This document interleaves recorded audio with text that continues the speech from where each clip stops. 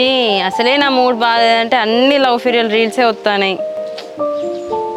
ఏంది చెల్లె ఎప్పుడు లేదా చెట్టు కింద కూర్చొని ఏం చేస్తానో? ఏం లేదక్క, రేకుల దగ్గర ఉబ్బరిస్తానని చెప్పి ఇక్కడ చల్లగా ఉందని కూర్చున్నా.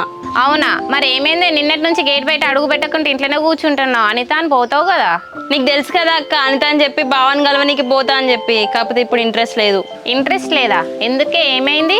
ఇక అన్న మా అమ్మ వాళ్ళకి మనకి ఎలాంటి సంబంధం లేదని చెప్పింది కదా, అందుకని పక్కన పెట్టినా. ఇక అబ్బా, నువ్వు అన్న మాటలు వినేది ఉంటే బానే ఉండు గానీ నిజం చెప్పే, ఏమైందో? నిజమే అక్క, నేను చిన్న బావతో మాట్లాడతలేను, పక్కన పెట్టినా.